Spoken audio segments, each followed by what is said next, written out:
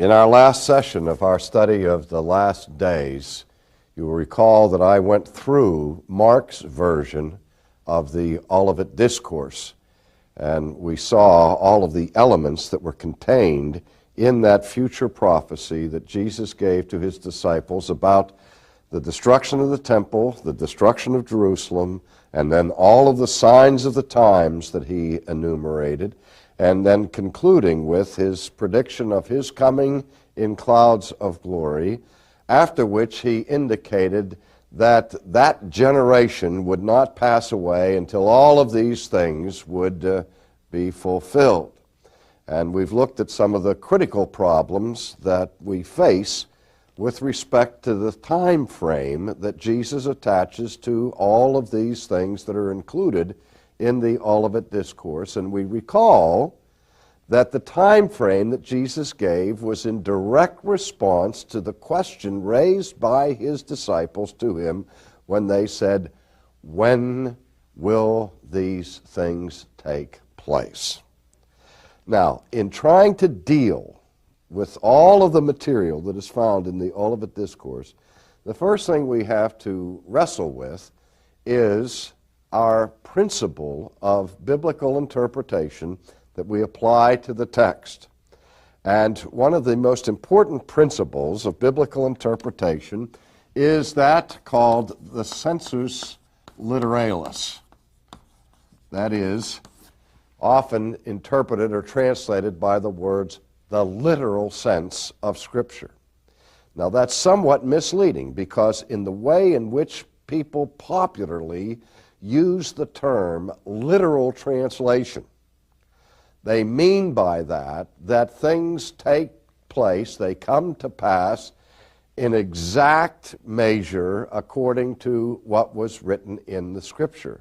Whereas the concept of literal interpretation, as it was first set forth in the Reformation, meant that the Bible is always to be interpreted according to the sense in which it is written.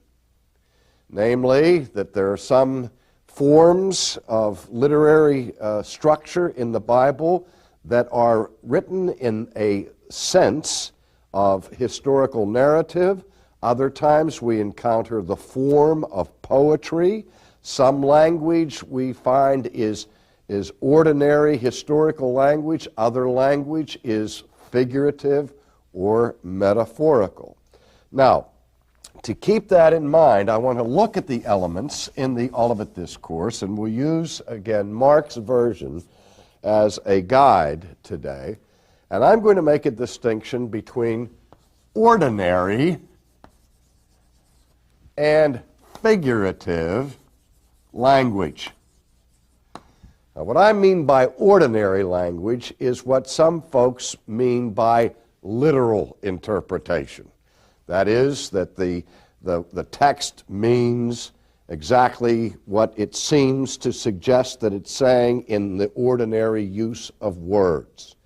Figurative language is when there's a symbolic element in the speech pattern or the literary form that is being used. Now, if we look at Mark 13 and the Olivet Discourse, we basically have three options in front of us on how to interpret the Olivet Discourse. The first option is to assume, this will be option number one, that the whole discourse is to be understood according to interpretation using ordinary language or what is normally called literal language. That's one option. A second option is the whole thing is figurative or metaphorical. And the third would be that it uses partly literal language or partly ordinary language. So some part is ordinary, and the other part would be figurative. Those are basically the options that we have as we come to that text and seek to interpret it. Now, those critics that we have examined so far who have used the Olivet Discourse as a lever to attack biblical trustworthiness and even the accuracy of the prophecy of Jesus himself, have applied ordinary literal language to the whole of the Olivet Discourse. And they see that certain parts of the discourse did take place according to the predictions, namely, when Jesus predicted the destruction of the temple in simple, ordinary language, that's exactly what happened in recorded history.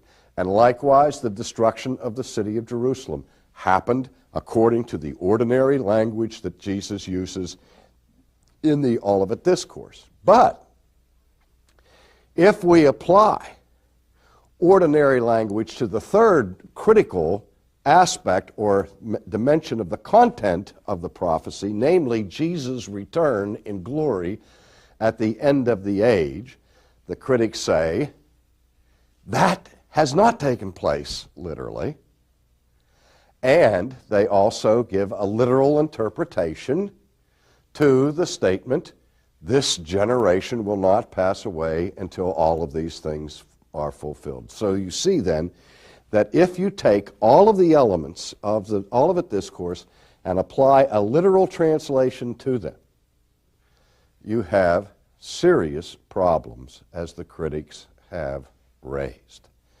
Now, I don't know anyone who would argue that all of the Olivet Discourse is given in figurative, metaphorical language, for the simple fact that the temple wasn't just figuratively destroyed in 70 AD, and that Jerusalem wasn't simply figuratively devastated in 70 AD, but both of these events transpired in literal fashion. So that leaves us really with the third option, which is looking at this text and seeing an interspersion here of ordinary language added to it with certain elements of figurative, metaphorical language. And that's the approach I'm going to take to the text. Now the question then becomes, what part of the text do we deal with in terms of literal interpretation, and what part of the text do we deal with in terms of figurative interpretation? And that's when the whole issue becomes complicated and somewhat difficult. Obviously, if we list the key elements of the discourse, the destruction of Jerusalem, of the temple, I think we would all agree that that language here is used in an ordinary, literal sense. And so we'll say literal or ordinary for the destruction of the temple. The second element is the element of the destruction of the entire city of Jerusalem. And we say that took place literally in 70 AD, and so we will assign literal interpretation to that element. Well, what about the coming of Christ in glory? We're going to just put a question mark there right now. Did Jesus literally come back within this framework, or did he not? And we'll leave that question hanging for a second.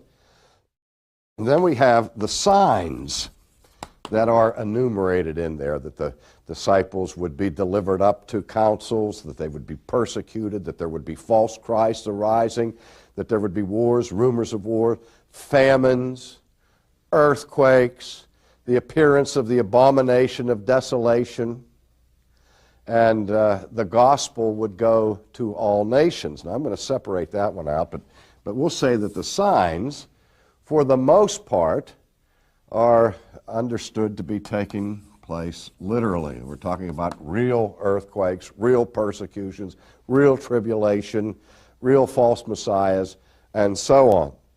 And so that, for the most part, is agreed upon by biblical scholars that is to be interpreted in ordinary language or literal language. Now, the question of the gospel to all nations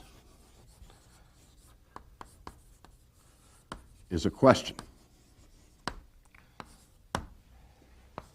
And the sense and meaning of the term end of the age is a question. And, of course, one of the big questions regard the astronomical perturbations, I'm going to call those, the upheaval of the heavens that is described as a precursor of the coming of Christ. We're going to raise a question about that, and then in the final analysis, the question of this generation will not pass away. Are we to interpret that literally or figuratively? So I'm not going to spend time dealing with those portions of the Olivet Discourse about which there's little or no debate in terms of their literalness. The temple, Jerusalem, the signs, other than the ones I have extrapolated. All right. Let's begin, since the big question has to do with the coming of Christ at the end.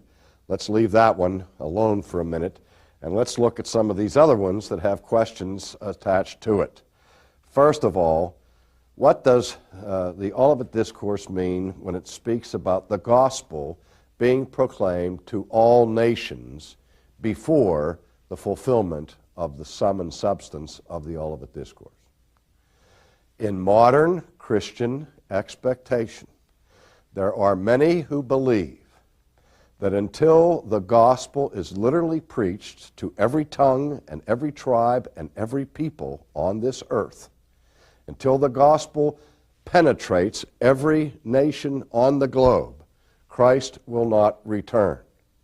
In fact, some of the world mission enterprises are fueled by the desire to fulfill this sign to hasten the day of Christ's coming.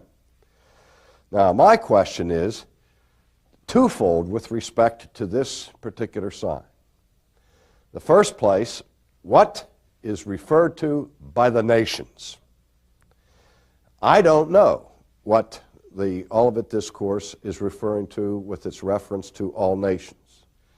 But I can tell you this, which is an important aspect of our understanding of this text, that the phrase or the word here, nations, is used in two distinctly different ways in the New Testament.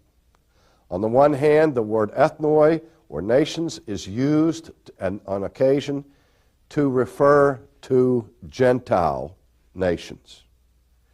But also, Israel, being composed of tribes, was also referred to from time to time in the New Testament of the nations of Israel.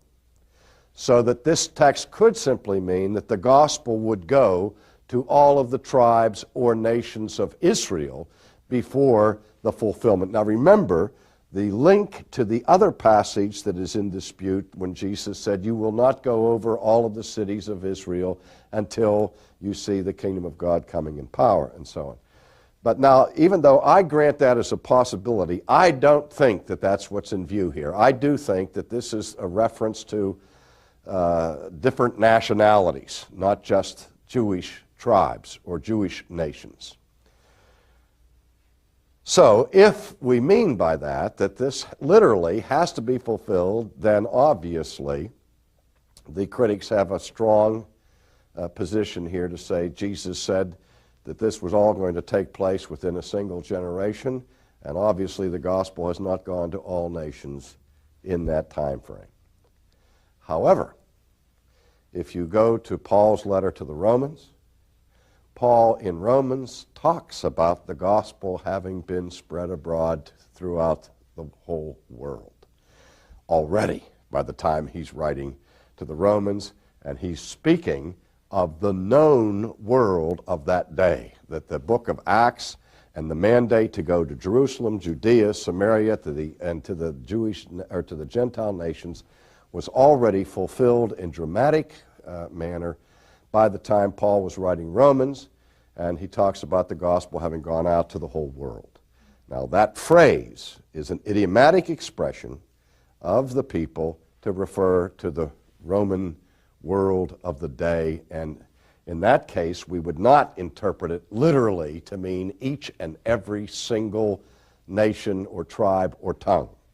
So that's why we have a question mark next to that phrase of the gospel to all nations.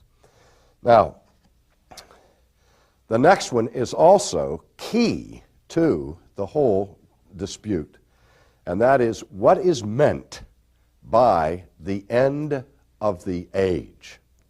And that question is so important that I'm going to spend time dealing and addressing that separately in a different lecture. Let me just say in passing that those who believe that the fulfillment of the Olivet Discourse in its entirety took place within 40 years after the prediction of Christ, namely within the time frame of that generation of contemporaries who heard Jesus' prophecy, believe that what Jesus is speaking about here is not the end of world history, but the end of the Jewish age, the end of the economy of redemption that focused upon the Jewish nation, which did come to an end coincidental with the destruction of the temple and the destruction of Jerusalem. In 70 AD, we see a decisive moment of separation of the Christian community from the Jewish community, and Christianity as a world religion emerging from that crisis moment. It had been gradually moving towards that final severance that took place in 70 AD, and we will look, as I said, in greater detail at that later on. But just in passing, again, if the end of the age means the end of the world in a literal sense, then obviously that didn't take place within the time frame of one human generation, and still hasn't taken place. All right, what about the astronomical perturbations that we find where it talks in the text about the signs in the heavens in those days, beginning in verse 24 of chapter 13 of Mark?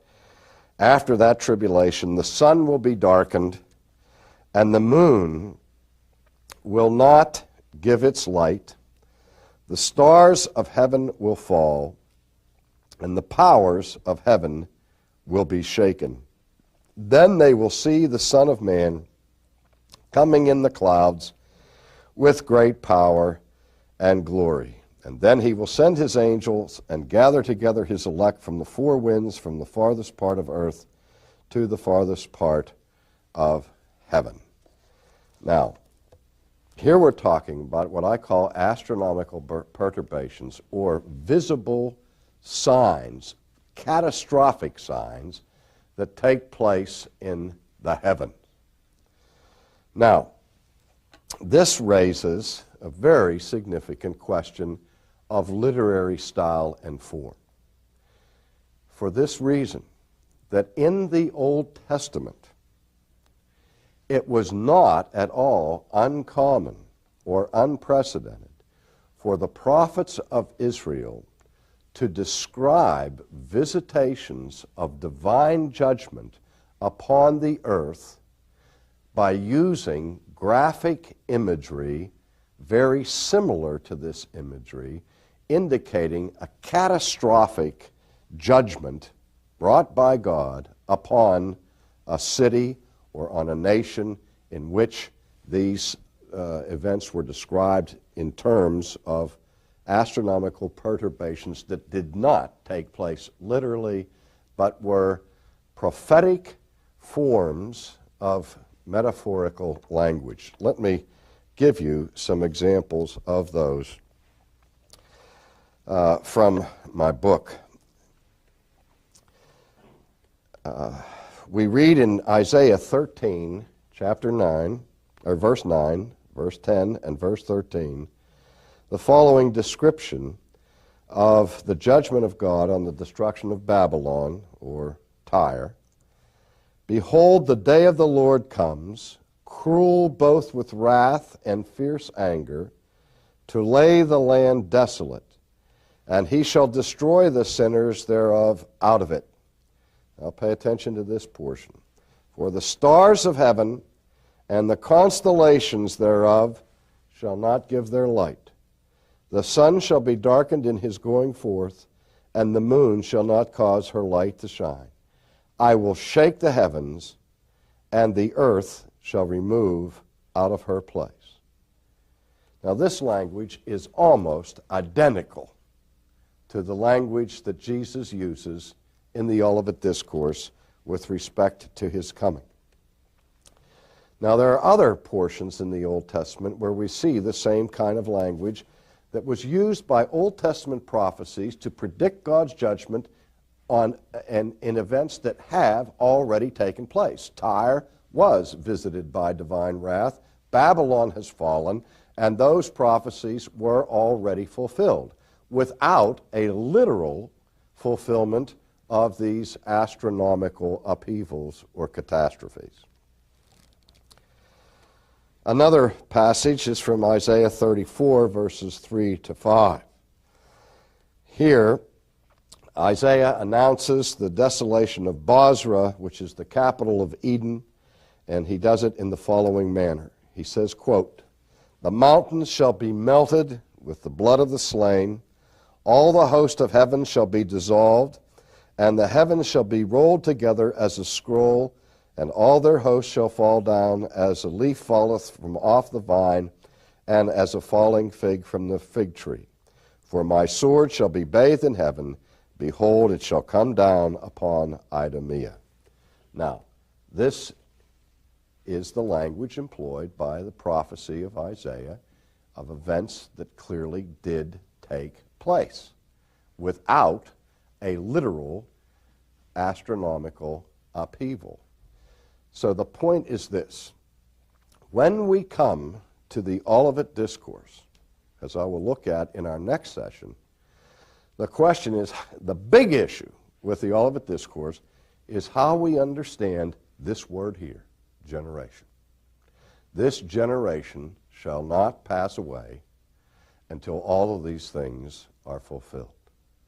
What it comes down to, in simple terms, is this to be interpreted literally or figuratively?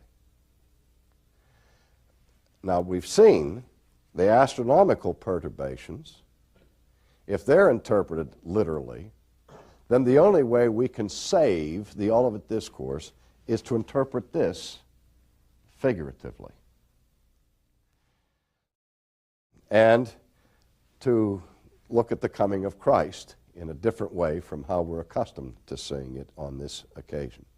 In other words, in simple terms, ladies and gentlemen, something in this text has to be interpreted figuratively, and something has to be interpreted literally, or there's no way we can salvage this text from the guns of higher criticism. And so the question that remains for us to examine is, what do we look at literally and what do we look at figuratively? And most critically, again, is the time frame reference of this generation.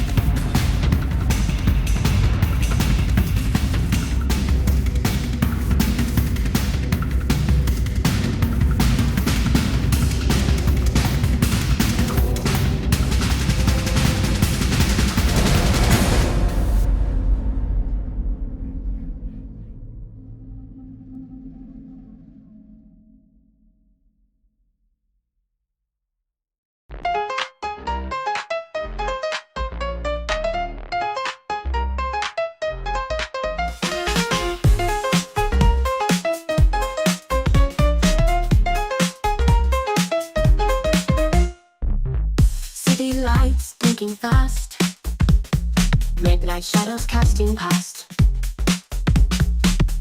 music pumping through my veins, echoes hum in electric planes. Push starts beat, moving slow, electronic soon and flow. Piano keys light the path, bass thumping, clear aftermath. Midnight pulse beats so strong, sits in sax all night long. Feel the rhythm in your soul, let the funk take control. Clear vocals pierce the air, melodic waves everywhere. Synth and bass start to blend, dancing beats never end.